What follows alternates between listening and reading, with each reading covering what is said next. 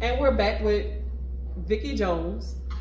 Okay, so Miss Vicky, I want to know, and I'm pretty sure that the rest of the community and people want to know also, what makes you think that you're qualified as to be judge, or what type, and the experience that you've had, like what makes you think that you're more that you would be the better fit or more qualified than your opponent?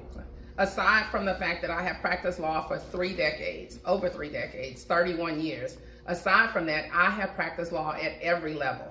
I practice law at city court levels, local court, district courts, federal courts. I've even had the opportunity to argue before our state Supreme Court.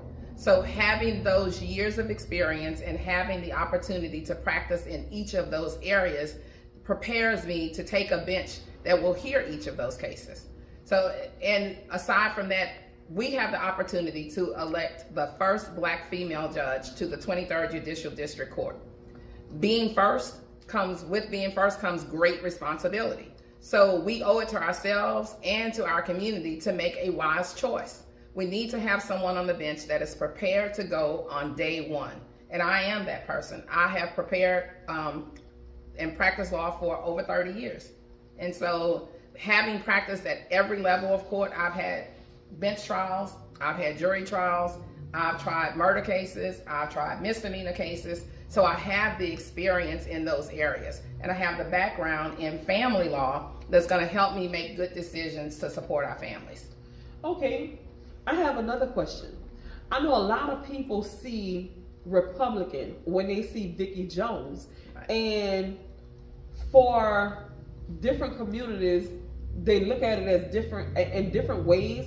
So, but they don't know, they don't know exactly why they're Republican or why they're Democrat. For you, what does it, what doors has it opened for you being a Democrat, or not just doors that's been opened? How does it benefit you being a Republican versus a Democrat? And what does it mean to be a Republican versus a Democrat? Let me start with the fact that I am a Republican. I have run in this race as a Republican, and I do support most Republican, most of their platform. I would have at best been a very conservative Democrat. But that being said, as a judge, whether I'm Democrat or a Republican really should not matter. I won't get to ask anybody that comes before me whether they're a Democrat or a Republican. That won't ever be discussed in court. The law that I am going to be bound to uphold is the same for Democrats and Republicans. The fact that I am a Republican has had a byproduct that I wasn't even aware of going into it. I have been able to be in places and in meetings and meeting people that can help our community. If I am sitting at tables and in meetings sometimes where there's nobody that looks like me. So I have the opportunity to express the concerns of our community and have those concerns addressed, but from a whole different vantage point. Okay. Is there anything else that you would like to tell the people of the 23rd district? Just anything about your run or yourself, or anything that you just want to let them know, just to put out there, right? Or any advice that you might want to give or anything? On a personal note, I have to say that I am a single parent and a very proud parent of one son. My son is actually now a first-year law student at the Southern University, and he is in fact the 1L class president.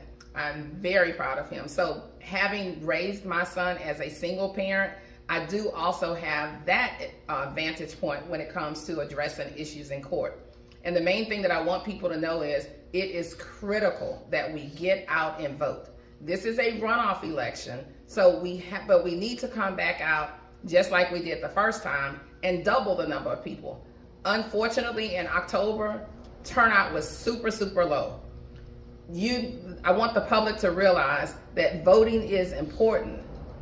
Exercising your right to vote is exercising your voice. That's the way that you are heard, and that's the way things can be changed. So please, please, please come out and vote on November the 18th. You also have the opportunity to vote this week. Early voting was from November 3rd and it'll run through November 11th, with the exception of Friday, which is the 10th, and that's going to be the day that Veterans Day is observed. So please, please, please come out and vote. If you need a ride to the polls, please contact my campaign. We will make sure that we get you a ride to the polls. But it is critical that we come out and vote so that our voices can be heard. And remember, on Election Day, I am Vicky Jones. I am number 72 on your ballot. So please, please, please consider your vote. And it's important that you make a wise decision on who it is that will be hearing your cases. And you heard it here on Real Lions Talk. Thanks for tuning in again. Until next time. And we're out with Vicky Jones. Thanks. Thank you.